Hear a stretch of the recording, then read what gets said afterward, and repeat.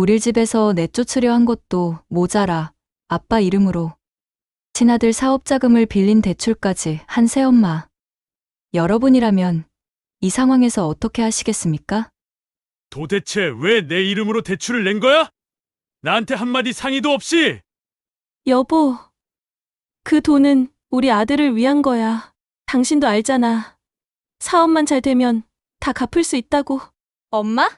아니죠. 새엄마, 우리를 집에서 내쫓으려고 한 것도 모자라 아빠 이름으로 빚까지? 친아들 챙기겠다고 우리 가족을 이렇게 망치려는 거예요? 내 아빠 이름 좀 빌린 게 뭐가 그렇게 대수냐. 우리 아들이 성공하면 다 너희를 위한 거야. 거짓말 마세요. 우리를 내쫓으려던 것도 다 들었어요. 새엄마한텐 우리 존재가 짐일 뿐이잖아요. 아빠, 그냥 넘어가면 안 돼요. 그래, 맞아. 난 내 아들만 지키면 돼. 너희는 내 가족이 아니야. 구독과 좋아요 눌러주시면 저에게 많이 힘이 됩니다. 그리고 여러분은 이 상황에서 어떤 선택을 하셨을지 댓글로도 남겨주세요. 저는 올해 38살 고등학교에서 국어를 가르치는 교사입니다. 20살 때 어머니를 잃고 아버지와 남동생 둘이서 18년을 버텨왔습니다. 그런 우리 가족에게 새엄마가 들어온 건 3년 전이었어요. 오늘 여러분께 들려드릴 이야기는 그 3년 동안 우리 가족에게 일어난 믿을 수 없는 일들에 대한 이야기입니다. 아버지는 어머니가 돌아가신 후 정말 오랫동안 혼자 지내셨습니다. 제가 대학을 졸업하고 교사가 되어서도 남동생들이 각각 대학에 입학해서도 아버지는 재혼에 대한 이야기를 전혀 꺼내지 않으셨어요. 오히려 우리 삼남매가 모두 결혼할 때까지는 혼자 지내겠다고 하시면서 어머니 사진을 거실 한가운데 놓고 매일 아침 인사를 드리는 분이셨거든요. 그런 아버지였기에 갑작스럽게 재혼 이야기를 꺼내셨을 때 저희는 정말 놀랄 수밖에 없었어요. 그날은 평범한 일요일 오후였습니다. 남동생들과 함께 아버지 댁에 모여서 늘 하던 대로 점심을 먹고 있었는데 아버지가 갑자기 심각한 표정으로 우리를 부르시더군요. 무슨 일인가 싶어서 거실에 모였는데 아버지가 말씀하시길 결혼할 사람이 있다고 하시는 거예요. 그것도 다음 달에 혼례를 올릴 예정이라고 하시면서요. 저희 삼남매는 그 말을 듣고 정말 어안이 벙벙했어요. 재혼을 생각하고 계신다는 것도 처음 듣는 이야기였는데 벌써 날짜까지 정해놓으셨다니요. 아버지는 저희의 놀란 표정을 보시더니 미안하다고 하시면서 혼자서 너무 오래 지내다 보니 외로움을 견디기 어려워졌다고 하시더군요. 그리고 그분은 정말 좋은 사람이니까 우리도 마음을 열고 받아들여 달라고 부탁하셨어요. 솔직히 말씀드리면 저희는 그때 복잡한 마음이었어요. 아버지가 외로우셨다는 건 우리도 알고 있었고 재혼을 하신다면 반대할 이유도 없었거든요. 하지만 너무 갑작스러워서 마음의 준비가 되지 않았던 것도 사실이었어요. 며칠 후 아버지가 그분을 집으로 데려오셨습니다. 김영이라고 하시는 분이었는데 아버지보다 6살 어린 50대 초반의 여성이었어요. 첫인상은 나쁘지 않았습니다. 단정한 차림에 예의 바른 말씨, 그리고 무엇보다 아버지를 대하는 태도가 정말 정중하고 다정해 보였어요. 저희에게도 먼저 인사하시면서 앞으로 잘 부탁한다고 하시더군요. 하지만 그때 저는 알지 못했어요. 이분에게도 이전 결혼해서 낳은 자녀가 둘이나 있다는 사실을 말이에요. 새엄마는 저희와 대화하면서 자신에게도 아들 둘이 있다고 말씀하셨어요. 25살, 23살의 아들들인데 지금은 따로 살고 있지만 결혼 후에는 함께 살게 될 거라고 하시더군요. 그 말을 듣는 순간 갑자기 현실감이 들었어요. 우리 가족이 3남매에서 5남매가 되는 거구나 하는 생각이 들면서 동시에 알 수 없는 불안감이 밀려왔어요. 과연 우리가 하나의 가족이 될 수 있을까 하는 의문이 마음 한편에 자리 잡기 시작했거든요. 결혼식은 조용하게 치러졌습니다.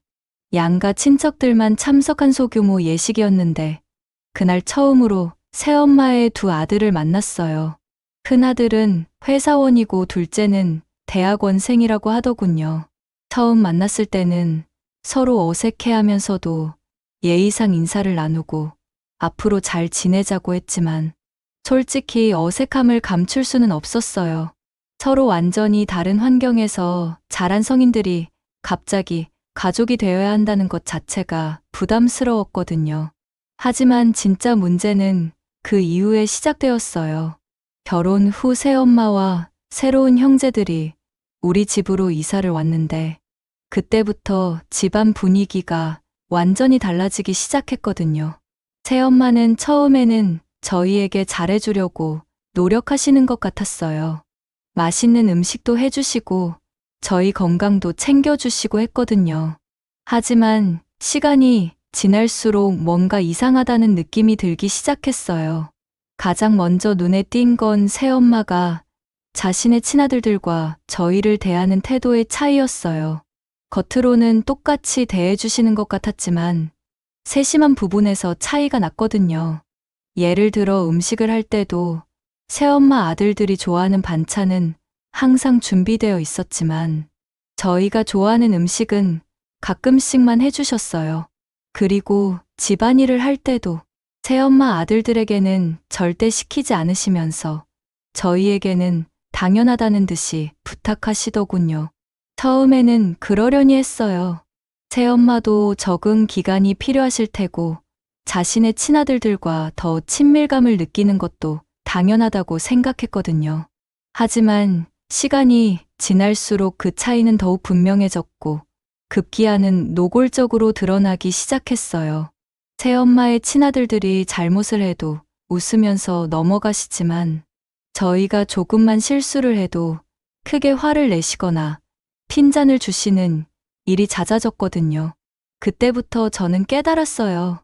새엄마에게 저희는 진짜 자식이 아니라 그냥 같이 살게 된 남의 자식일 뿐이라는 걸 말이에요.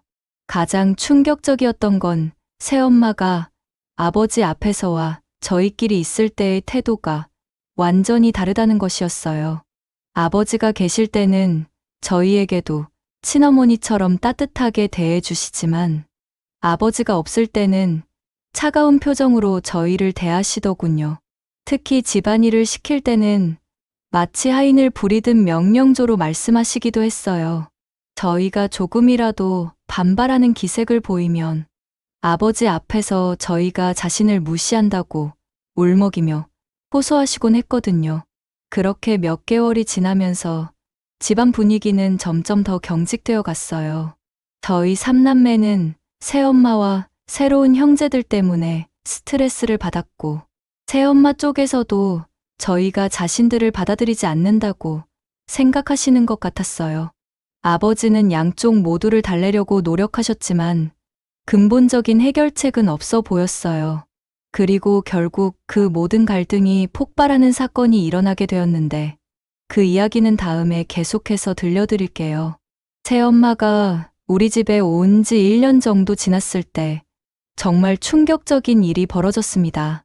그동안 서로 어색하면서도 나름대로 가족의 형태를 유지하려고 노력했는데 돈 문제가 터지면서 모든 게 수면 위로 드러나게 된 거예요. 사실 저희는 그때까지도 새엄마가 정말로 아버지를 사랑해서 결혼하신 줄 알았거든요. 하지만 그날 일어난 일을 보고 나서야 새엄마의 진짜 속마음을 알게 되었어요. 이 일의 시작은 새엄마의 첫째 아들이 사업을 하겠다며 아버지께 돈을 빌려달라고 한 것이었어요. 얼마나 큰 금액인지는 몰랐지만 아버지가 심각한 표정으로 고민하시는 걸 보니 적지 않은 돈인 것 같았어요. 며칠 후 아버지가 저희를 불러 모으시더니 새엄마 아들을 도와주기 위해 집을 담보로 대출을 받으려고 한다고 말씀하시는 거예요. 그 말을 듣는 순간 저희는 모두 깜짝 놀랐어요. 저희 집은 아버지가 평생 모은 돈으로 마련한 곳이었거든요. 어머니가 살아계셨을 때부터 20년 넘게 살아온 집이고 저희에게는 단순한 재산이 아니라 추억이 깃든 소중한 공간이었어요. 그런 집을 새엄마 아들의 사업 자금을 위해 담보로 잡는다는 이야기를 듣고 저희는 받아들일 수가 없었어요. 특히 둘째 남동생이 강하게 반대했는데 아직 서로 잘 알지도 못하는 사이인데 어떻게 그런 큰 위험을 감수할 수 있느냐고 했어요. 하지만 새엄마는 저희의 반대를 예상했는지 아버지 앞에서 울면서 호소하기 시작했어요.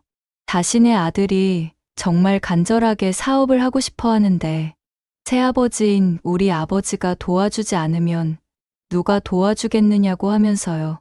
그리고 나중에 사업이 잘 되면 몇 배로 갚아드릴 테니까 믿어달라고 했어요.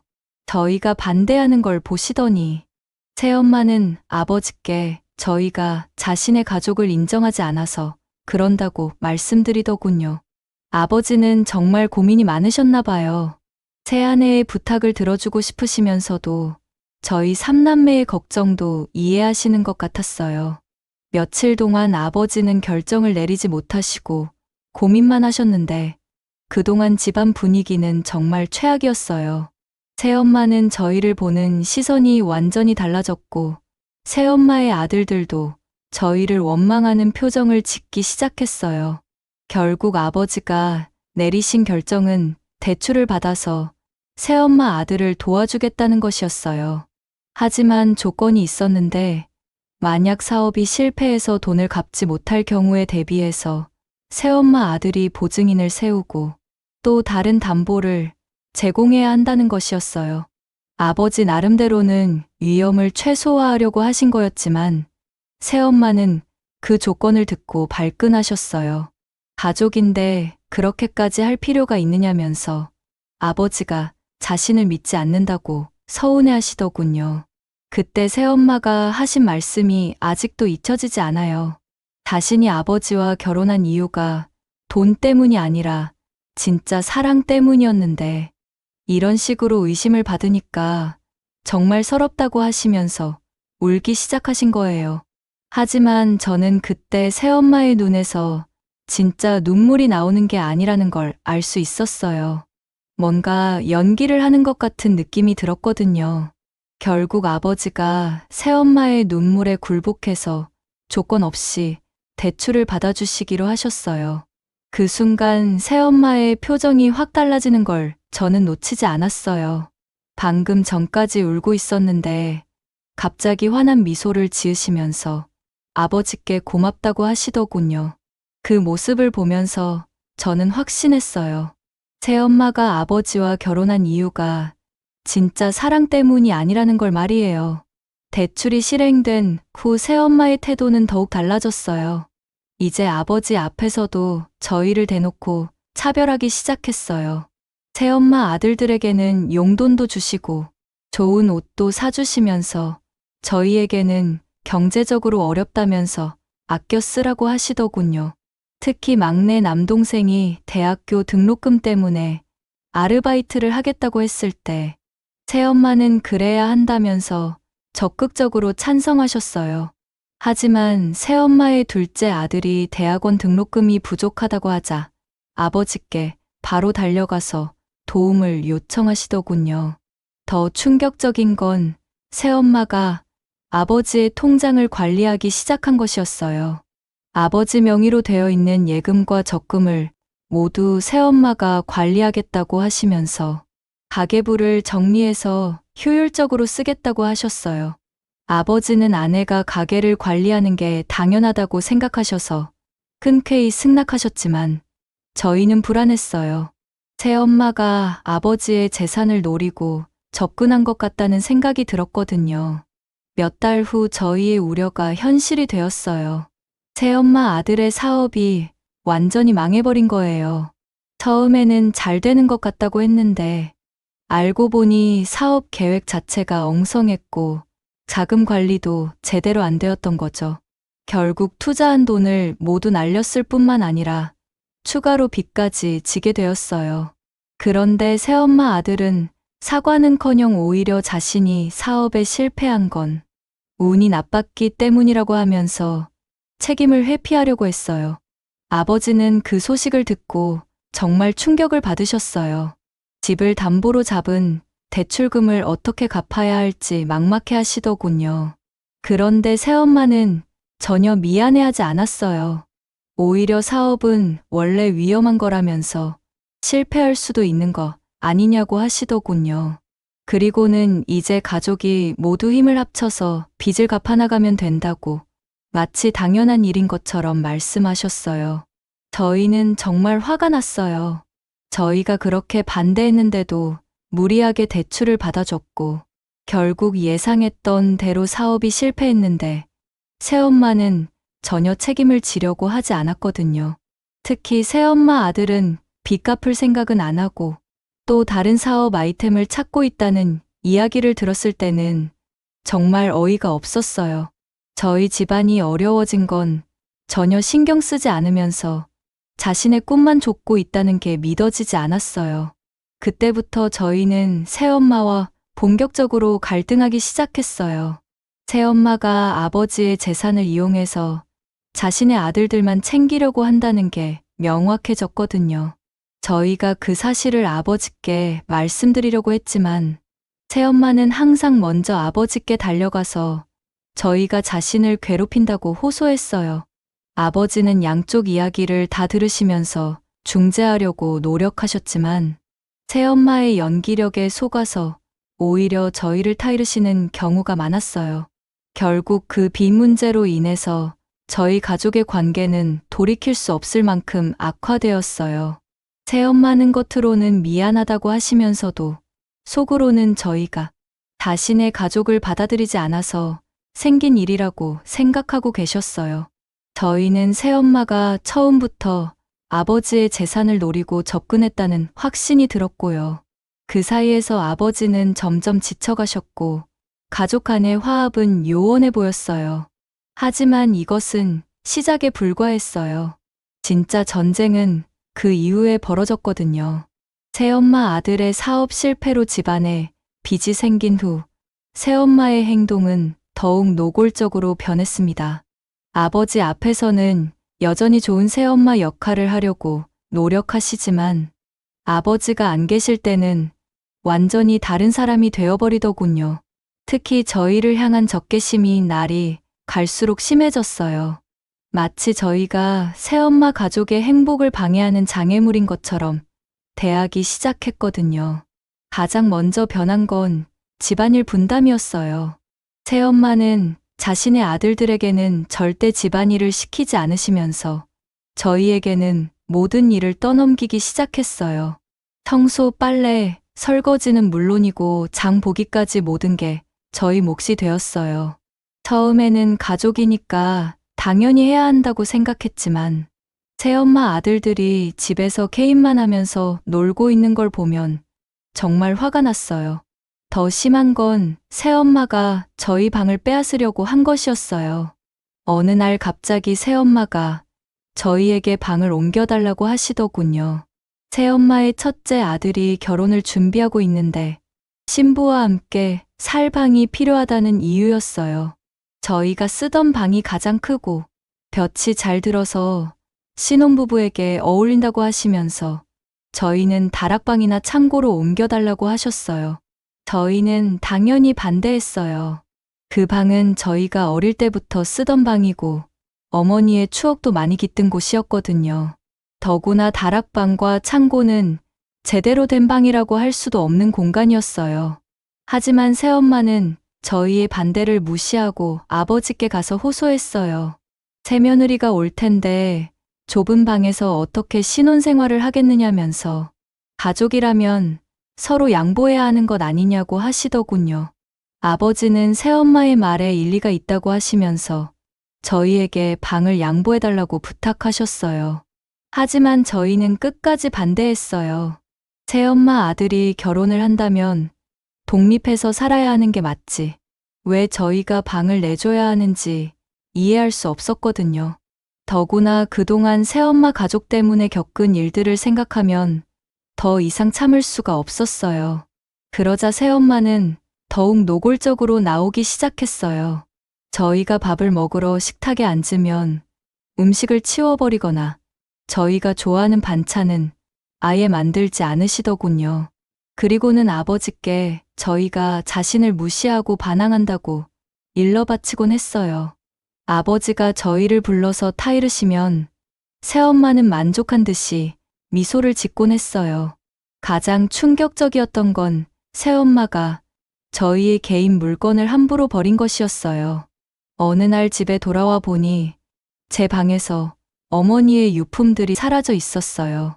어머니가 생전에 아껴 입으시던 옷들과 액세서리, 그리고 저희에게 남겨주신 편지까지 모두 없어진 거예요. 새엄마에게 물어봤더니 오래된 물건들이라서 정리했다고 하시더군요. 마치 쓰레기를 치운 것처럼 말이에요. 저는 그 순간 정말 분노가 폭발했어요. 새엄마에게 어떻게 남의 물건을 함부로 버릴 수 있느냐고 따졌더니 새엄마는 오히려 화를 내시면서 이 집의 주인은 자신이라고 하시더군요. 그리고 이 집에 사는 모든 물건은 자신이 관리하는 거라면서 저희가 불만이 있으면 나가서 살라고 하시더군요. 그 말을 듣고 저는 정말 어이가 없었어요. 남동생들도 비슷한 일을 겪었어요. 둘째 남동생의 책들이 어느 날 갑자기 사라졌는데 새엄마가 공부에 방해된다며 버려버린 거였어요. 그 중에는 남동생이 중학교 때부터 모은 소중한 책들도 있었는데 새엄마는 헌책방에 팔아버렸다고 하시더군요. 막내 남동생의 게임기도 마찬가지였어요. 공부에 집중하라면서 몰래 버려버린 거예요. 새엄마의 이런 행동들 때문에 저희는 집에 있는 게 정말 힘들어졌어요. 매일 눈치를 봐야 했고 언제 또 무슨 일이 벌어질지 몰라서 불안했어요. 더구나 새엄마는 아버지 앞에서는 여전히 착한 새엄마 연기를 하고 있었기 때문에 저희가 무슨 말을 해도 아버지는 믿어주지 않으셨어요. 그러던 중에 결정적인 사건이 벌어졌어요. 새엄마가 아버지께 저희를 집에서 내보내자고 제안한 거예요. 저희 3남매가 모두 성인이니까 이제 독립해서 살 때가 되었다면서 집이 좁아서 불편하다고 하시더군요. 특히 새며느리가 들어오면 더욱 복잡해질 테니까 미리 정리하는 게 좋겠다고 하시면서요. 아버지는 처음에는 망설이셨어요. 저희가 아직 완전히 독립할 준비가 되지 않았다는 걸 아시고 계셨거든요. 하지만 새엄마는 포기하지 않고 계속 설득했어요.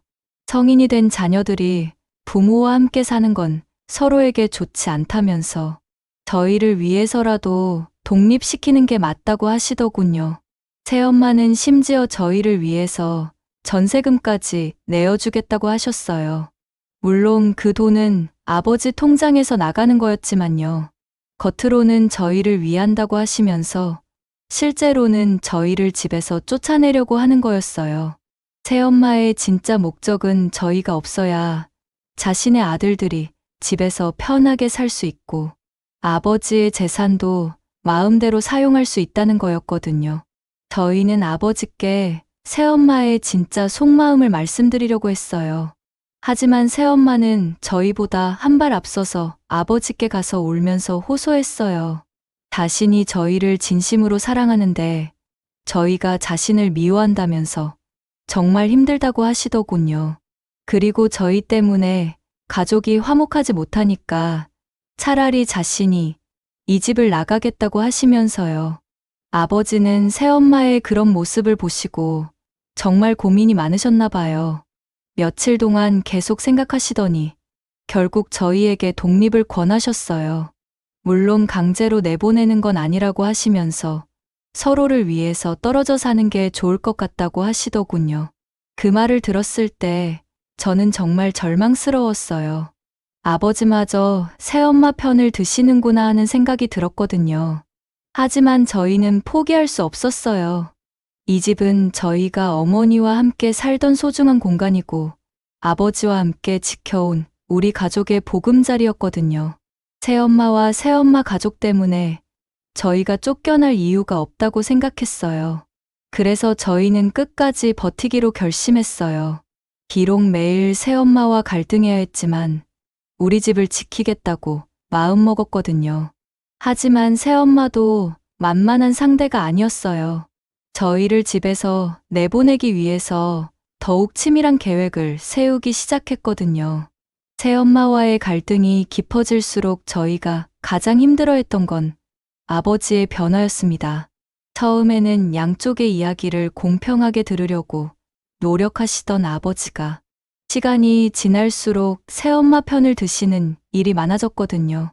새엄마의 연기력이 워낙 뛰어났고 아버지 앞에서는 항상 피해자인 것처럼 행동했기 때문이었어요. 저희가 아무리 진실을 말해도 아버지는 믿어주지 않으셨어요. 가장 기억에 남는 사건은 추석 때 일어났어요. 새엄마가 명절 차례상을 준비하면서 저희에게만 모든 일을 시키더군요. 새엄마의 아들들은 거실에서 텔레비전을 보고 있는데 저희는 부엌에서 하루 종일 일해야 했어요. 그것도 모자라서 새엄마는 저희가 하는 일마다 트집을 잡으며 다시 하라고 했어요. 나물 무치는 것부터 시작해서 전 부치는 것까지 모든 게 마음에 안 든다고 하시더군요. 저희는 정말 지쳤어요. 새벽부터 시작해서 밤늦게까지 일하는데도 새엄마는 계속 불만을 표했거든요. 급기야 둘째 남동생이 참다 못해서 왜 새엄마 아들들은 아무것도 안 하냐고 따졌어요. 그러자 새엄마가 갑자기 눈물을 터뜨리면서 아버지께 달려가더군요. 자신이 얼마나 정성스럽게 명절 준비를 하고 있는데 저희가 자신을 무시하고 반항한다고 울면서 호소했어요. 아버지는 그 이야기를 듣고 저희를 크게 꾸짖으셨어요. 새엄마가 얼마나 고생하고 있는데 감사할 줄 모르고 오히려 불평한다면서 정말 실망스럽다고 하시더군요. 저희가 사실을 말하려고 해도 아버지는 들으려고 하지 않으셨어요. 오히려 새엄마가 우는 걸 보시고 더욱 화를 내시면서 앞으로 이런 일이 없도록 조심하라고 경고하셨어요. 그날 밤 저희는 정말 억울했어요. 하루 종일 고생해서 명절상을 차렸는데 오히려 새엄마를 괴롭혔다는 오해를 받게 된 거잖아요. 더구나 새엄마 아들들은 아무것도 안 했으면서도 아버지께 칭찬까지 받았어요. 새엄마가 아들들은 평소에도 효자라면서 자랑했거든요. 그 이후로 아버지의 태도는 완전히 달라졌어요. 저희에게는 점점 더 엄격해지시면서 새엄마와 새엄마 가족에게는 더욱 잘해주시기 시작했거든요. 새엄마 아들들에게 용돈도 주시고 좋은 일이 있으면 함께 기뻐해 주시면서 저희에게는 점점 더 무관심해지셨어요. 가장 상처받았던 건 아버지가 저희 이름으로 된 적금을 해지해서 새엄마 아들의 빚을 갚는데 사용하신 일이었어요. 그 적금은 어머니가 살아계실 때 저희를 위해서 만들어주신 건데 아버지가 새엄마에게 말도 없이 해지해버린 거예요. 저희가 그 사실을 알고 아버지께 따지자 아버지는 가족인데 서로 도와야 하는 게 당연하다고 하시더군요. 하지만 정말 충격적이었던 건 그 다음이었어요. 아버지가 새엄마에게 당신이 이 집의 진짜 주인이라고 하시면서 집안일은 모두 새엄마 뜻대로 하라고 하신 거예요. 저희가 새엄마의 결정에 반대하면 안 된다고 못 박으셨어요. 그 말을 듣는 순간 저희는 정말 절망스러웠어요. 아버지마저 완전히 새엄마 편이 되어버린 거잖아요. 새엄마는 아버지의 그런 지지를 받게 되자 더욱 대담해졌어요. 이제는 아버지 앞에서도 저희를 노골적으로 차별하기 시작했어요. 저희가 조금만 실수를 해도 크게 화를 내시면서 아버지께 저희가 얼마나 버릇없는지 일일이 고자질했어요. 아버지는 새엄마의 말을 그대로 믿으시고 저희를 혼내곤 했어요. 더욱 가슴 아픈 건 아버지가 어머니에 대한 이야기를 꺼내는 것을 싫어하기 시작하신 거였어요. 예전에는 어머니 이야기를 하시면서 그리워하시곤 했는데 새엄마가 온 후로는 어머니 이야기만 나와도 불편해 하시더군요. 새엄마가 아버지께 과거에 얽매여서는 안 된다고 계속 말씀드렸나 봐요. 심지어 아버지는 어머니의 사진까지 치우라고 하셨어요. 거실에 걸려있던 어머니 사진이 새엄마에게 부담이 된다면서 안방으로 옮기라고 하신 거예요. 저희는 그 말을 듣고 정말 화가 났어요. 어머니는 이 집의 진짜 주인이셨고 저희에게는 평생 그리워할 분인데 어떻게 그런 말씀을 하실 수 있느냐고 했어요. 하지만 아버지는 저희의 반발을 이해하지 못하셨어요. 오히려 새엄마의 입장을 생각해보라면서 저희가 너무 이기적이라고 하시더군요. 새엄마도 이 집의 주인인데 매일 전처의 사진을 보고 살아야 한다면 어떤 기분이겠느냐고 하시면서요. 그 말을 들었을 때 저희는 정말 말문이 막혔어요. 결국 어머니 사진은 안방으로 옮겨졌고 그 자리에는 새엄마와 아버지의 결혼 사진이 걸렸어요. 거실에서 어머니의 흔적이 완전히 사라진 거예요. 저희는 그 모습을 보면서 정말 눈물이 났어요. 어머니가 평생 살았던 집에서 어머니의 존재가 지워져 버리다니 받아들일 수가 없었어요. 아버지는 점점 더 새엄마와 새 가족에게만 관심을 보이셨어요. 새엄마 아들들의 일에는 적극적으로 도와주시면서 저희 일에는 무관심하셨어요. 제가 직장에서 승진했을 때도 별 반응이 없으셨지만 새엄마 첫째 아들이 새 직장을 구했을 때는 정말 기뻐하시면서 축하 자리까지 마련해 주셨어요. 가장 속상했던 건 아버지가 저희에게 하시는 말씀들이었어요. 새엄마가 얼마나 고생하고 있는데 조금도 도와주지 않는다면서 앞으로는 새엄마 말씀을 잘 들으라고 하셨어요. 그리고 새 가족들과 화목하게 지내지 못하면 집에서 나가라고까지 하셨어요. 저희를 낳아주고 키워주신 아버지가 그런 말씀을 하시다니 정말 충격이었어요. 저희는 그때 깨달았어요. 아버지도 새엄마의 술수에 완전히 넘어가 버렸다는 걸 말이에요. 새엄마는 정말 영리했어요. 아버지의 외로움을 파고들어서 마음을 사로잡고 자신을 피해자로 포장해서 동정심을 유발했거든요. 그리고 저희를 문제아로 만들어서 아버지가 저희를 멀리하도록 만들었어요. 하지만 저희는 포기할 수 없었어요. 아무리 아버지가 새엄마 편을 들어도 저희는 아버지의 진짜 자녀였고 이 집은 저희의 진짜 집이었거든요. 새엄마가 아무리 교묘하게 저희를 몰아내려고 해도 저희는 끝까지 버틸 생각이었어요.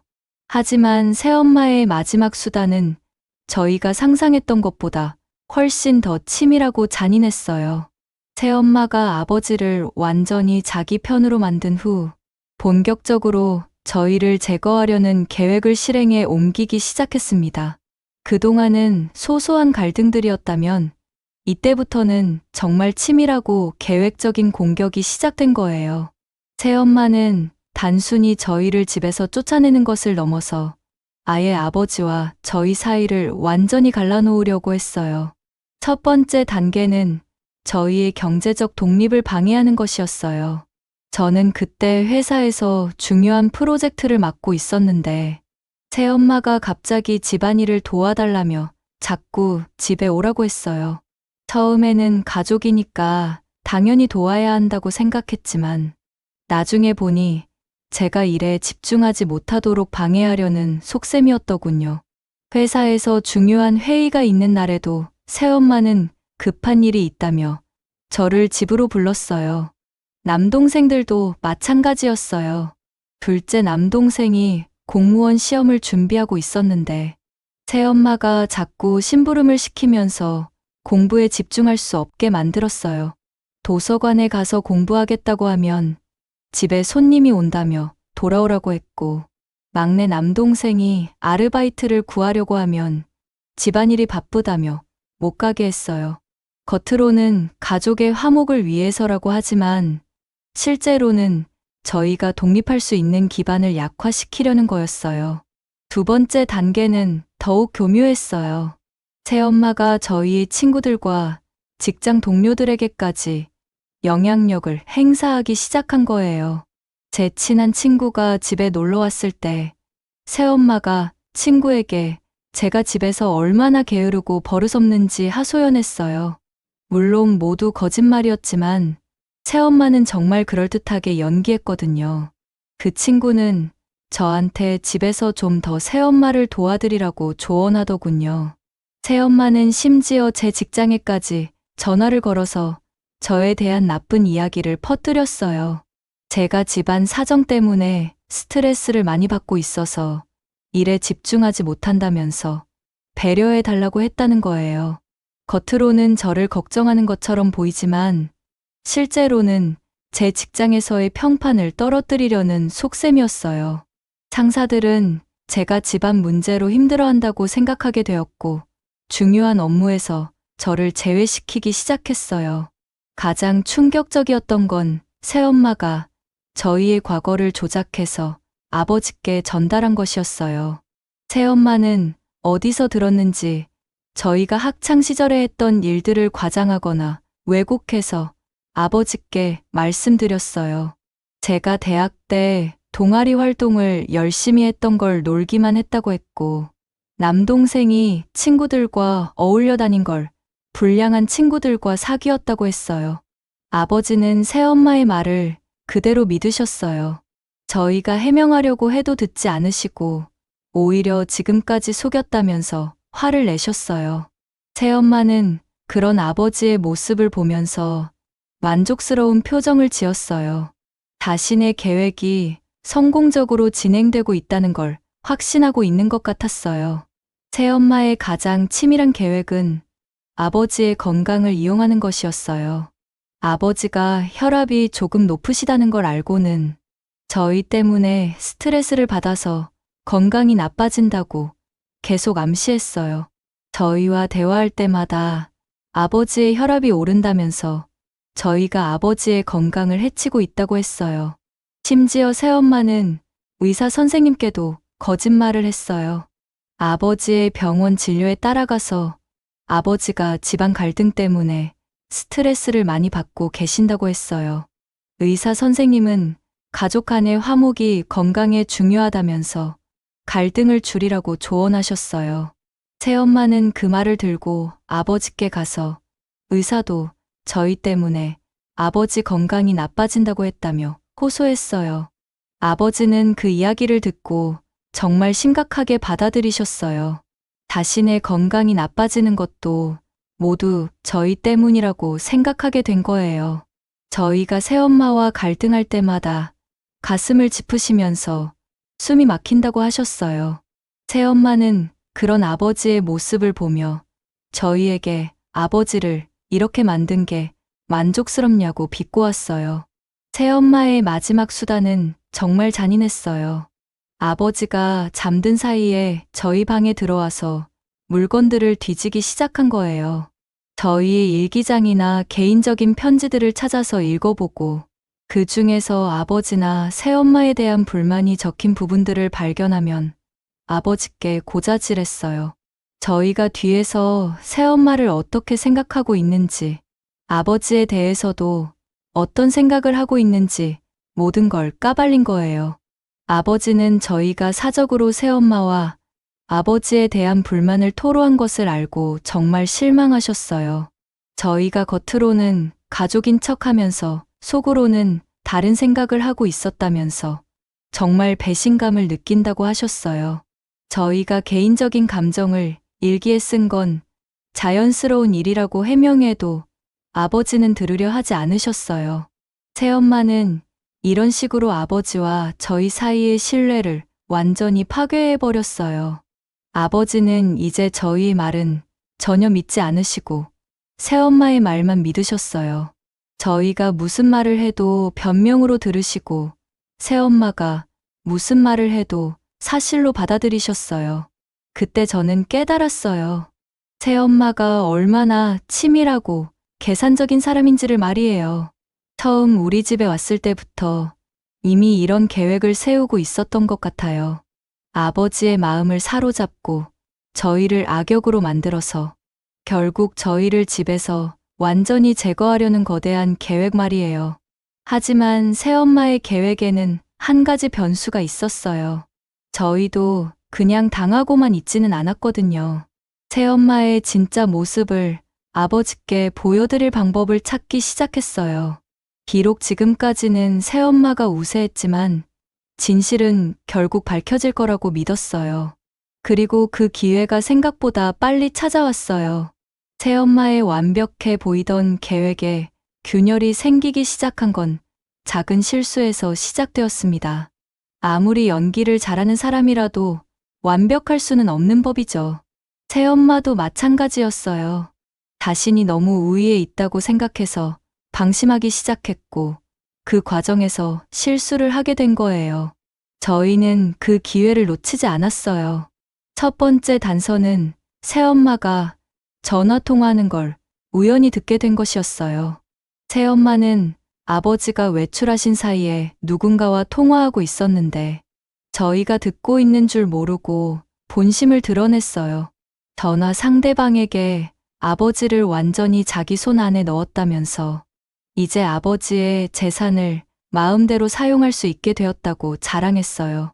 그리고 아버지의 친자식들은 곧 집에서 내보낼 예정이라고도 했어요. 더 충격적인 건 새엄마가 아버지를 어떻게 생각하고 있는지 알게 된 것이었어요. 새엄마는 전화 상대방에게 아버지를 바보라고 표현했어요. 자신의 연기에 완전히 속아서 친자식들보다 자신을 더 믿는다면서 정말 순진한 남자라고 비웃었어요. 그 말을 들었을 때 저는 정말 분노가 치밀었어요. 아버지가 새엄마를 얼마나 진심으로 사랑하고 계시는데 새엄마는 아버지를 이용할 대상으로만 보고 있었던 거예요. 저희는 그 통화 내용을 녹음할 수 있었어요. 하지만 아직 때가 아니라고 생각해서 조금 더 기다렸어요. 새엄마의 추가적인 증거들을 수집해서 아버지께 확실하게 보여드리고 싶었거든요. 그리고 얼마 후에 더 결정적인 증거를 발견하게 되었어요. 새엄마가 아버지 몰래 아버지 명의로 대출을 받고 있었던 거예요. 아버지가 은행에서 받은 우편물을 새엄마가 먼저 확인하고 숨기고 있었는데 저희가 우연히 그 서류들을 발견했어요. 새엄마가 아버지의 도장을 위조해서 여러 곳에서 돈을 빌렸더군요. 그 돈이 어디에 쓰였는지 추적해보니 새엄마의 친아들들 명의로 된 계좌에 입금되어 있었어요. 새엄마는 아버지 몰래 수천만 원의 빚을 만들어 놓고도 아버지께는 전혀 말씀드리지 않고 있었어요. 그러면서도 아버지 앞에서는 여전히 착한 새아내의 역할을 하고 있었던 거예요.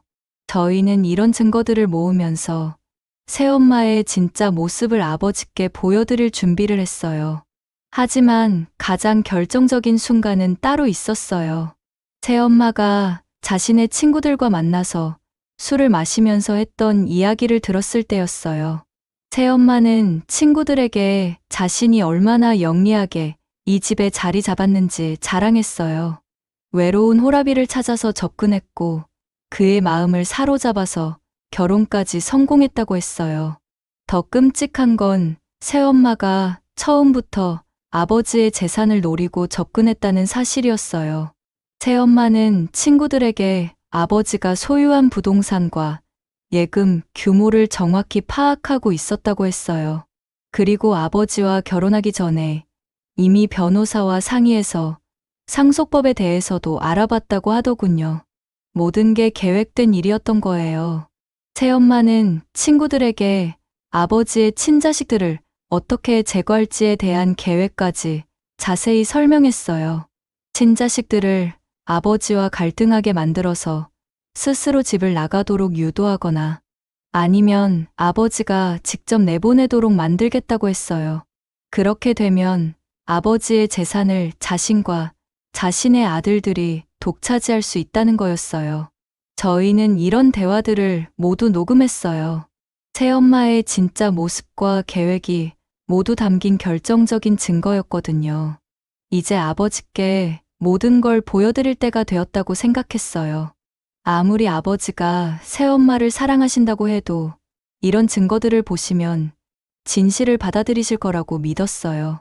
하지만 새엄마도 자신의 실수를 눈치챘나 봐요. 어느 순간부터 저희를 더욱 경계하기 시작했거든요. 전화 통화를 할 때도 저희가 없는지 확인하고 중요한 서류들은 더욱 철저히 숨기기 시작했어요. 그리고 저희가 무슨 계획을 세우고 있는지 알아내려고 저희 주변을 계속 감시했어요. 새엄마는 심지어 아버지께 저희가 자신을 해치려고 한다고 거짓말까지 했어요. 저희가 자신의 방에 몰래 들어와서 물건을 뒤진다면서 무슨 나쁜 일을 꾸미고 있는 것 같다고 했어요. 아버지는 그 이야기를 듣고 저희를 의심하기 시작하셨어요. 저희가 새엄마에 대한 증거를 수집하고 있다는 걸 눈치채시고는 오히려 저희가 새엄마를 모함하려고 한다고 생각하신 거예요. 상황이 점점 복잡해지고 있었어요. 저희는 새엄마의 진실을 밝혀낼 증거를 가지고 있었지만 아버지는 이미 새엄마를 완전히 신뢰하고 계셨거든요. 저희가 아무리 증거를 제시해도 아버지가 믿어주실지 확신할 수 없었어요.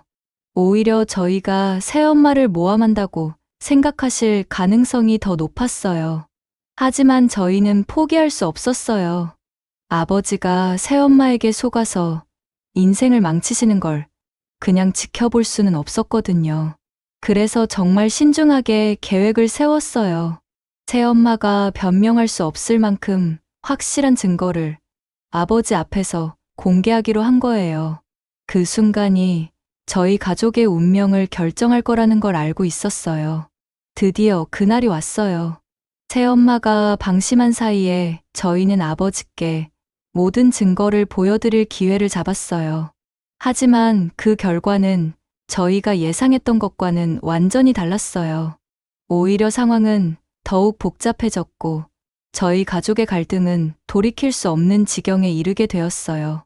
아버지께 새엄마의 진실을 알려드리는 날이 드디어 왔습니다. 저희는 정말 오랫동안 준비했어요. 새엄마의 전화통화 녹음, 위조된 대출 서류들, 그리고 새엄마가 친구들에게 한 자랑 이야기까지 모든 증거를 정리했어요. 이번만큼은 새엄마가 변명할 수 없을 거라고 확신했거든요. 아버지도 이런 명백한 증거들을 보시면 깨달으실 거라고 믿었어요. 그날 저녁, 새엄마와 새엄마 아들들이 외출한 사이에 저희는 아버지를 거실로 모셨어요. 아버지는 저희가 심각한 표정으로 이야기하자고 하니까 무슨 일인가 싶어 하셨어요. 저희는 조심스럽게 이야기를 시작했어요. 새엄마에 대해 아버지께 말씀드려야 할 중요한 사실들이 있다고 하면서요. 첫 번째로 보여드린 건 새엄마가 아버지 몰래 받은 대출 서류들이었어요. 아버지의 이름으로 여러 곳에서 돈을 빌렸다는 사실을 증명하는 서류들이었죠. 아버지는 그 서류들을 보시고 정말 놀라셨어요. 자신이 모르는 사이에 이렇게 많은 빚이 생겼다는 사실을 믿을 수 없어 하셨거든요.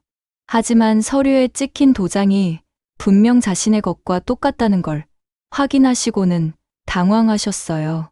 두 번째로 들려드린 건 새엄마의 전화통화 녹음이었어요. 새엄마가 친구에게 아버지를 바보라고 부르면서 아버지의 재산을 노리고 결혼했다고 자랑하는 내용이었죠. 아버지는 그 녹음을 들으시면서 점점 표정이 굳어지셨어요. 자신이 진심으로 사랑하고 신뢰했던 사람이 뒤에서는 자신을 그렇게 생각하고 있었다는 사실에 충격을 받으신 것 같았어요. 가장 충격적이었던 건 새엄마가 친구들과 술자리에서 한 이야기였어요. 처음부터 아버지의 재산을 노리고 접근했다는 것, 그리고 저희 삼남매를 집에서 내보내기 위한 계획을 세웠다는 내용이었죠. 아버지는 그 녹음을 들으시면서 정말 힘들어 하셨어요. 손이 떨리시면서 머리를 감싸쥐고 계시더군요. 저희는 아버지의 그런 모습을 보면서 정말 가슴이 아팠어요. 새엄마를 그렇게 사랑하셨는데 모든 게 거짓이었다는 사실을 받아들이시기가 얼마나 힘드셨을까요? 하지만 아버지가 진실을 아셔야 더 이상 새엄마에게 속지 않으실 수 있다고 생각했어요. 저희는 아버지께 이제라도 새엄마의 정체를 아시게 되어서 다행이라고 말씀드렸어요. 하지만 아버지의 반응은 저희가 예상했던 것과 달랐어요. 아버지는 분노하시기보다는 오히려 절망적인 표정을 지으셨어요. 그리고는 저희에게 이런 일을 왜 진작 말하지 않았느냐고 하시더군요. 새엄마가 이런 사람인 줄 알았다면 결혼하지 않았을 거라면서 이제 와서 이런 사실을 안들 어떻게 해야 하느냐고 한숨을 쉬셨어요. 저희는 그동안 계속 말씀드리려고 했지만 아버지가 믿어주지 않으셨다고 설명드렸어요. 새엄마가 워낙 교묘하게 연기를 했고 아버지 앞에서는 완전히 다른 모습을 보였기 때문에 증거 없이는 믿어주실 수 없을 거라고 생각했다고 했어요. 그래서 이렇게 확실한 증거를 모을 때까지 기다렸다고 말씀드렸죠. 아버지는 한참 동안 말씀이 없으셨어요. 그러다가 갑자기 일어나서 새엄마가 숨겨둔 서류들을 찾기 시작하셨어요. 저희가 보여드린 것 외에도 다른 증거들이 있는지 확인하고 싶으셨나 봐요. 새엄마의 방을 뒤져보니 정말 많은 서류들이 나왔어요. 아버지 명의로 된 대출 서류들, 보험 가입 증서들, 그리고 부동산 관련 서류들까지요. 가장 충격적이었던 건 새엄마가 이미 변호사와 상의해서 아버지가 돌아가시면 재산을 어떻게 분배받을지 미리 알아봤다는 서류였어요. 아버지가 아직 건강하게 살아계신데도 벌써 아버지의 죽음을 전제로 한 계획을 세워놓았던 거예요. 아버지는 그 서류를 보시고 정말 참담한 표정을 지으셨어요. 그때 새엄마가 집에 돌아왔어요. 거실에서 저희가 서류들을 들여다보고 있는 모습을 보자 새엄마의 얼굴이 하얗게 질렸어요. 자신의 모든 비밀이 드러났다는 걸 직감한 것 같았어요. 하지만 새엄마는 끝까지 연기를 포기하지 않았어요. 아버지께 달려가서 저희가 자신을 모함하려고 서류를 조작했다고 주장했어요. 하지만 이미 늦었어요. 아버지는 새엄마의 핸드폰에 녹음된 통화 내용까지 확인하셨거든요. 새엄마가 친구들에게 자랑했던 모든 이야기들이 그대로 남아 있었어요. 새엄마는 더 이상 변명할 수 없다는 걸 깨닫고는 갑자기 태도를 바꿨어요. 이제 와서 미안하다면서 용서해달라고 빌기 시작했어요. 하지만 아버지는 새엄마의 사과를 받아들이지 않으셨어요. 그동안 얼마나 속았는지, 그리고 저희를 얼마나 오해했는지 생각하시니 견딜 수 없으셨나 봐요. 아버지는 새엄마에게 당장 이 집에서 나가라고 하셨어요. 이혼 절차도 바로 시작하겠다고 하시면서요. 새엄마는 그제서야 절망적인 표정을 지었어요. 자신의 모든 계획이 물거품이 되었다는 걸 깨달은 거예요. 하지만 포기하지 않고 마지막까지 발악했어요. 아버지께 자신 없이는 살 수 없을 거라면서 자신을 내보내면 후회하게 될 거라고 협박까지 했어요. 하지만 아버지는 더 이상 흔들리지 않으셨어요. 새엄마와 새엄마 아들들이 집을 나간 후 저희 집은 정말 조용해졌어요. 그동안의 갈등과 소음이 거짓말처럼 사라졌거든요. 하지만 아버지는 정말 많이 상처받으셨나 봐요. 며칠 동안 거의 말씀도 안 하시고 식사도 제대로 안 하셨어요.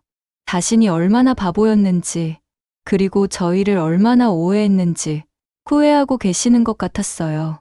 저희는 아버지께 모든 게 끝났으니 이제 다시 예전처럼 살아보자고 말씀드렸어요. 하지만 아버지는 예전과 같을 수 없다고 하셨어요. 저희를 의심했던 일, 새엄마 편을 들었던 일들이 너무 미안하다면서 저희에게 어떻게 용서를 구해야 할지 모르겠다고 하셨어요. 진실이 드러났지만 저희 가족의 관계는 이미 너무 많이 상처받은 상태였어요.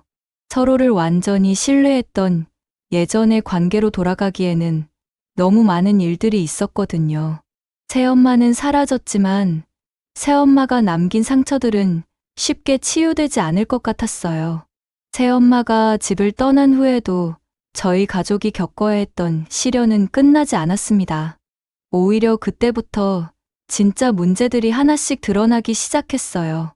새엄마가 아버지 명의로 받아놓은 빚들을 처리해야 했고, 그 과정에서 저희 가족의 경제적 기반이 크게 흔들렸거든요. 무엇보다 가장 힘들었던 건 아버지와 저희 사이의 관계였어요. 서로를 믿지 못했던 그 시간들이 남긴 상처는 생각보다 깊었어요. 가장 먼저 해결해야 할 문제는 경제적인 부분이었어요. 새엄마가 아버지 몰래 받은 대출금이 생각보다 훨씬 많았거든요. 여러 금융기관에서 받은 돈을 모두 합치면 거의 1억 원에 가까웠어요. 더구나 새엄마의 아들이 사업 실패로 날린 돈까지 합치면 저희 집의 모든 재산을 걸어도 부족할 정도였어요. 아버지는 그 사실을 알고 정말 절망하셨어요.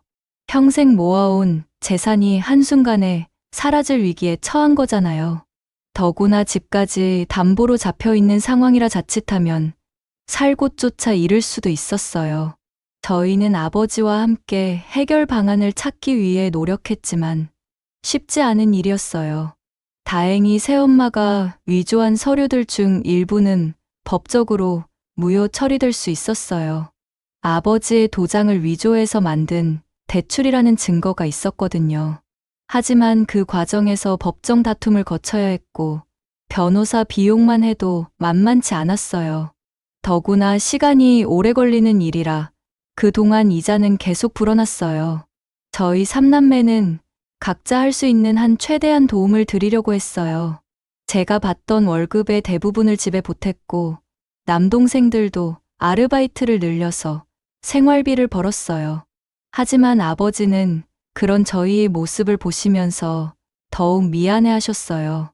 자신의 잘못된 판단 때문에 자녀들이 고생하게 되었다면서 죄송하다는 말씀만 반복하셨어요. 경제적인 문제보다 더 힘든 건 가족 관계의 회복이었어요. 그동안 서로에게 상처를 주고받았던 일들이 쉽게 잊혀지지 않았거든요. 아버지는 저희를 의심했던 것에 대해 계속 죄책감을 느끼고 계셨고, 저희도 아버지가 새엄마 편을 들었던 일들이 완전히 잊혀지지는 않았어요. 특히 아버지는 어머니의 사진을 치우라고 했던 일을 가장 후회하고 계셨어요. 새엄마의 말에 속아서 돌아가신 어머니에게까지 죄를 지었다고 생각하시는 것 같았어요. 저희가 괜찮다고 말씀드려도 아버지는 자신을 용서하지 못하셨어요. 거실에 다시 어머니 사진을 걸어놓고는 매일 아침 죄송하다고 인사드리셨어요. 아버지의 건강도 많이 나빠지셨어요. 그동안의 스트레스와 충격 때문인지 혈압이 더욱 높아지셨고 불면증까지 생기셨어요. 병원에 가서 검사를 받아보니 우울증 증상까지 보인다고 하더군요. 의사 선생님은 정신적인 충격이 컸던 것 같으니 충분한 휴식과 가족들의 관심이 필요하다고 하셨어요. 저희는 아버지를 위해서 할 수 있는 모든 걸 했어요. 교대로 아버지 곁에 있으면서 말동무도 해드리고 좋아하시는 음식도 해드리고 함께 산책도 나가고 했어요. 하지만 아버지의 마음속 상처는 쉽게 치유되지 않는 것 같았어요. 자신이 얼마나 어리석었는지 계속 자책하고 계셨거든요. 가장 힘들었던 건 아버지가 다시는 누구도 믿을 수 없을 것 같다고 하신 말씀이었어요. 새엄마에게 철저하게 속았던 경험 때문에 사람에 대한 불신이 생긴 거예요. 심지어 저희가 하는 말도 의심하기 시작하셨어요. 물론 저희를 의심한다는 게 아니라 자신의 판단력을 믿을 수 없다는 뜻이었지만요. 저희 집 주변 이웃들에게도 소문이 났어요. 새엄마가 갑자기 사라졌다는 것, 그리고 아버지가 사기를 당했다는 이야기들이 퍼졌거든요. 아버지는 그런 시선들을 견디기 힘들어 하셨어요. 평생 성실하게 살아오셨는데 이런 일을 당했다는 것 자체가 수치스럽다고 느끼고 계셨거든요. 더 힘든 건 새엄마의 아들들이 가끔 찾아와서 행패를 부린 것이었어요. 자신들이 이 집에서 쫓겨난 건 부당하다면서 아버지께 보상을 요구했어요. 자신들도 피해자라면서 어머니가 저지른 일의 책임을 왜 자신들이 져야 하느냐고 따졌어요. 심지어는 집 앞에서 고함을 지르기까지 했어요. 아버지는 그런 모습을 보시고 더욱 힘들어 하셨어요. 새엄마뿐만 아니라 새엄마의 아들들까지 결국 이런 사람들이었다는 걸 깨달으신 거예요. 처음에는 착한 청년들이라고 생각했는데 결국 어머니를 닮아서 자신들의 이익만 챙기려는 사람들이었던 거죠. 아버지의 실망감은 더욱 커졌어요. 저희는 그런 일들이 일어날 때마다 아버지를 보호하려고 노력했어요. 새엄마 아들들이 찾아오면 경찰에 신고하겠다고 했고 실제로 한 번은 신고도 했어요. 하지만 그럴 때마다 아버지는 자신 때문에 이런 일이 벌어진다면서 더욱 자책하셨어요. 법정 다툼은 몇 개월간 계속되었어요. 새엄마가 위조한 서류들을 하나하나 입증해야 했고 그 과정에서 여러 증인들을 출석시켜야 했어요. 아버지는 법정에 나가실 때마다 정말 힘들어 하셨어요. 자신이 얼마나 어리석었는지 공개적으로 드러나는 것 같아서 견디기 어려워하셨거든요. 다행히 대부분의 대출은 무효 처리될 수 있었어요. 하지만 일부는 아버지가 직접 보증을 섰던 것이라 책임을 져야 했어요. 결국 집을 팔아야 하는 상황까지 왔어요. 어머니와 함께 살았던 저희가 어릴 때부터 자란 그 집을 떠나야 하는 상황이 된 거예요. 아버지는 그 결정을 내리시면서 정말 많이 우셨어요. 자신의 어리석음 때문에 가족들이 집까지 잃게 되었다면서 죄송하다는 말씀만 반복하셨어요. 저희는 아버지께 괜찮다고 집은 다시 마련할 수 있다고 위로해드렸지만 아버지의 상처는 쉽게 치유되지 않았어요. 새 집을 구하는 과정도 쉽지 않았어요.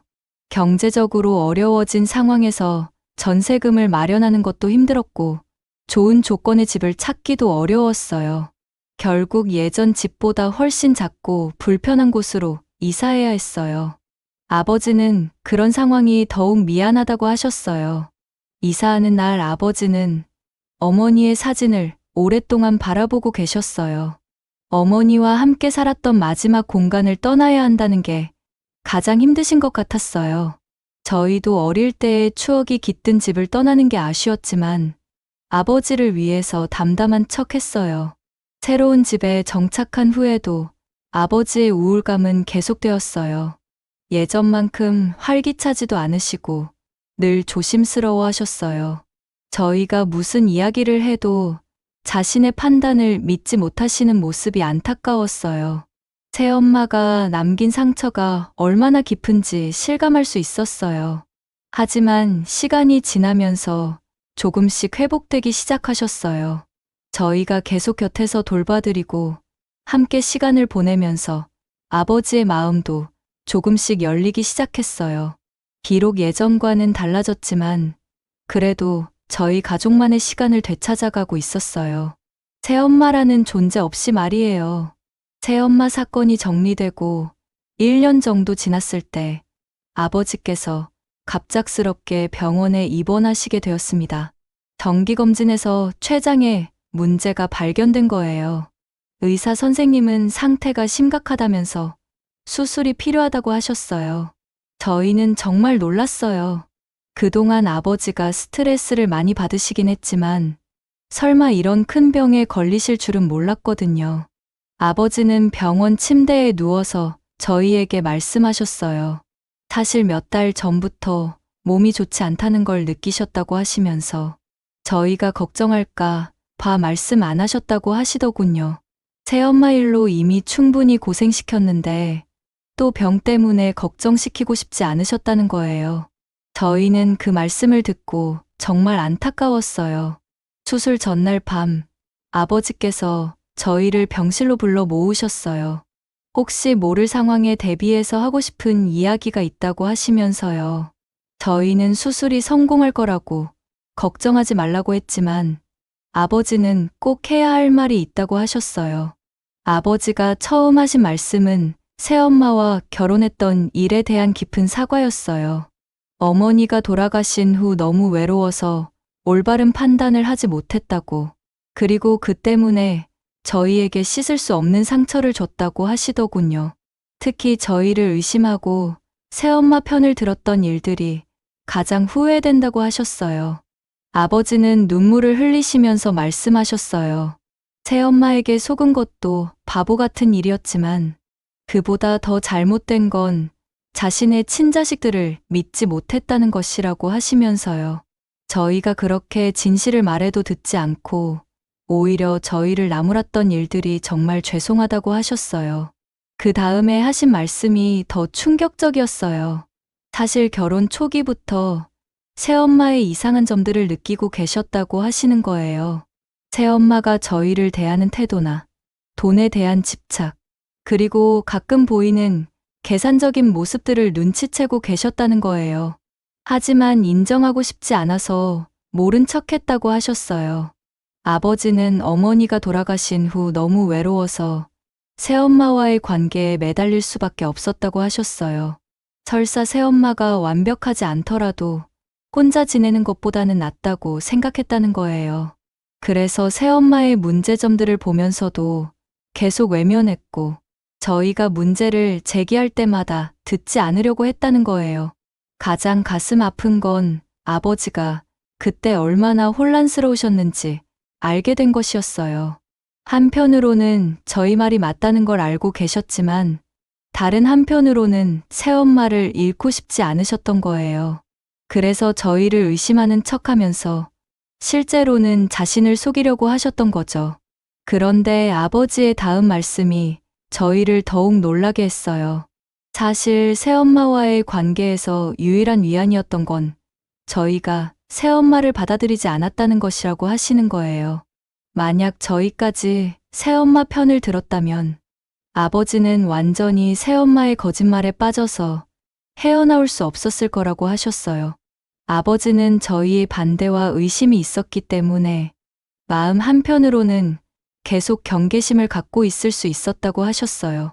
그래서 결국 새엄마의 진실을 받아들일 수 있었던 것 같다고 하시더군요. 만약 저희가 없었다면 아버지는 죽을 때까지 새엄마에게 속아서 살았을지도 모른다고 하셨어요. 아버지는 저희에게 감사하다는 말씀을 여러 번 하셨어요. 그동안 자신의 잘못된 선택 때문에 고생했음에도 불구하고 끝까지 가족으로서의 역할을 해주었다고 하시면서요. 특히 새엄마의 진실을 밝혀내기 위해서 노력했던 것에 대해서 정말 고맙다고 하셨어요. 그 다음 아버지가 하신 말씀은 저희를 더욱 감동시켰어요. 이제부터는 절대 다른 사람을 믿기보다는 저희만 믿고 살겠다고 하시면서 저희가 원하지 않는 일은 절대 하지 않겠다고 약속하셨어요.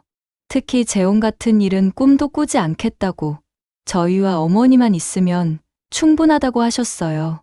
마지막으로 아버지는 저희에게 부탁하신 게 있었어요.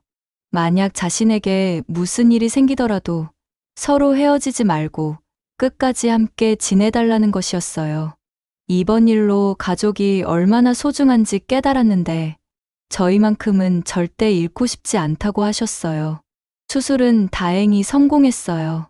하지만 회복 과정이 쉽지 않았어요. 몇 달간 병원에 입원해서 치료를 받으셔야 했고 저희는 교대로 간병을 했어요. 그 시간 동안 아버지와 저희는 정말 많은 대화를 나눴어요. 그동안 쌓였던 오해와 상처들을 하나씩 풀어가면서 진짜 가족의 의미를 다시 깨달았어요. 아버지는 회복되시면서 예전보다 더욱 저희를 아껴주셨어요. 새엄마 때문에 잃었던 시간들을 보상하려는 것처럼 저희와 함께하는 시간을 소중히 여기셨어요.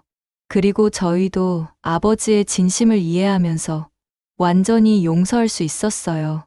결국 저희는 이 시련을 통해서 더욱 단단한 가족이 될 수 있었어요. 그로부터 2년이 지난 지금 저희 가족은 완전히 새로운 삶을 살고 있습니다. 아버지는 건강을 회복하시고 예전보다 더욱 밝아지셨어요. 저희 삼남매도 각자의 자리에서 열심히 살아가면서 이전보다 더욱 끈끈한 가족애를 느끼고 있어요. 새엄마라는 존재가 저희 가족에게 가져다 준 상처는 컸지만 그 과정에서 우리가 얻은 것들도 많았다는 생각이 들어요. 경제적인 어려움도 많이 해결되었어요. 저희 삼남매가 모두 힘을 합쳐서 가게를 도왔고 아버지도 건강이 회복되신 후에 다시 일을 시작하셨어요. 비록 예전만큼 여유롭지는 않지만 그래도 안정적인 생활을 할 수 있게 되었어요. 무엇보다 가족 모두가 함께 노력해서 이뤄낸 결과라는 게 뿌듯했어요. 새 집에도 완전히 적응했어요. 처음에는 예전 집이 그리웠지만 이제는 이곳이 진짜 우리 집이라는 느낌이 들어요. 새엄마와 관련된 나쁜 기억들이 없는 깨끗한 공간에서 저희만의 새로운 추억들을 쌓아가고 있어요. 거실에는 어머니 사진이 다시 걸려 있고 아버지는 매일 어머니께 안부 인사를 드리세요. 아버지의 성격도 많이 변하셨어요. 예전에는 조금 고집이셨는데 이제는 저희 의견을 정말 잘 들어주세요. 그리고 혼자 결정하려고 하지 않으시고 항상 가족 회의를 열어서 함께 의논하시죠. 새엄마 사건 이후로 독단적인 결정이 얼마나 위험한지 깨달으셨나 봐요. 저희 삼남매의 관계도 더욱 돈독해졌어요. 그동안은 각자의 삶에 바빠서 자주 만나지 못했는데 이제는 적어도 일주일에 한 번은 모여서 아버지와 함께 시간을 보내요. 새엄마 때문에 힘들었던 시간들을 함께 극복했던 경험이 저희를 더욱 가깝게 만든 것 같아요. 가끔 새엄마 생각이 날 때가 있어요. 지금 어디서 뭘 하고 있는지, 또 다른 사람을 속이고 있는 건 아닌지 궁금하기도 해요. 하지만 더 이상 분노하지는 않아요. 오히려 그 사람 때문에 저희 가족이 더욱 단단해질 수 있었다고 생각하니까요. 새엄마가 없었다면 저희는 가족의 소중함을 이렇게까지 깊이 느끼지 못했을 거예요. 이번 일을 통해서 깨달은 가장 중요한 것은 가족이라는 건 혈연만으로 만들어지는 게 아니라는 거예요. 진심으로 서로를 사랑하고 힘들 때 함께하고 서로를 믿어주는 마음이 있어야 진짜 가족이 될 수 있다는 걸 알았어요. 새엄마와 새엄마 아들들은 법적으로는 저희 가족이 되었지만 마음으로는 끝까지 남남이었던 거죠. 반대로 혈연으로 맺어진 저희라도 서로를 믿지 못하고 의심했던 그 시간에는 진짜 가족이 아니었던 것 같아요. 새엄마 때문에 서로 상처를 주고받으면서 가족의 끈이 끊어질 뻔했거든요. 하지만 결국 진실이 드러나고 서로를 이해하게 되면서 더욱 강한 가족이 될 수 있었어요. 아버지는 이제 재혼에 대한 생각을 전혀 하지 않으세요. 저희가 괜찮다고 해도 절대 안 된다고 하시죠. 한 번의 실수로 충분하다면서 저희와 어머니, 기억만으로도 행복하다고 하세요. 저희도 아버지가 그런 마음이시라면 존중해드리려고 해요. 가끔 다른 가족들을 보면서 부러웠던 적도 있었어요. 아무 문제 없이 화목하게 사는 가족들을 보면서 우리는 왜 이런 시련을 겪어야 했나 싶었거든요. 하지만 지금 생각해보면 그런 시련이 있었기 때문에 저희가 더욱 성장할 수 있었던 것 같아요. 저는 이제 결혼을 준비하고 있어요. 남자친구에게 저희 가족의 이야기를 모두 말해줬는데 오히려 더욱 저를 이해해 주더라고 하더군요. 어려운 시기를 가족과 함께 극복한 경험이 저를 더욱 성숙하게 만들어준 것 같다고 해요. 그래서 더욱 믿음직스럽다고 하면서요. 남동생들도 각자의 꿈을 향해 열심히 노력하고 있어요. 둘째는 공무원이 되어서 안정적인 직장을 갖게 되었고, 막내는 대학원에 진학해서 자신이 하고 싶은 공부를 하고 있어요. 모두 그 힘든 시기를 통해서 더욱 단단해진 것 같아요. 이제 저희는 새로운 가족 구성원을 맞을 준비도 하고 있어요. 제가 결혼하면 새로운 식구가 생기게 되고 남동생들도 언젠가는 결혼할 테니까요. 하지만 이번에는 정말 신중하게 선택할 거예요. 겉모습이나 말만 보지 않고 진심으로 저희 가족을 받아들일 수 있는 사람인지 오랜 시간을 두고 지켜볼 거예요. 무엇보다 중요한 건 서로에 대한 신뢰를 절대 잃지 않는 것이에요. 아무리 새로운 사람이 들어와도 저희 가족 안의 믿음은 흔들리지 않도록 할 거예요. 새엄마 때문에 배운 가장 중요한 교훈이거든요. 지금도 가끔 그때 일을 생각하면 가슴이 아파요. 아버지가 얼마나 외로우셨을까. 저희는 왜 그때 아버지의 마음을 더 헤아리지 못했을까 하는 후회도 들고요. 하지만 그런 아픔과 후회마저도 지금의 저희를 만든 소중한 경험이라고 생각해요. 혹시 지금 비슷한 상황에 있는 분들이 계시다면 포기하지 말고 끝까지 가족을 지켜보시라고 말씀드리고 싶어요. 아무리 힘들어도 진심은 통하고 결국 진실은 드러나게 되어 있어요. 그리고 그 과정에서 더욱 강한 가족이 될 수 있을 거예요. 지금 저희 가족은 정말 행복해요. 큰 재산은 없지만 서로를 믿고 사랑하는 마음이 있어요. 어머니가 살아계셨다면 지금의 저희 모습을 정말 자랑스러워 하셨을 것 같아요. 힘든 시련을 겪으면서도 결국 하나로 뭉친 가족의 모습을 말이에요. 새엄마라는 폭풍우가 지나간 자리에 더욱 단단하고 아름다운 가족이 남았어요. 그리고 저희는 이제 진짜 가족이 무엇인지 알고 있어요.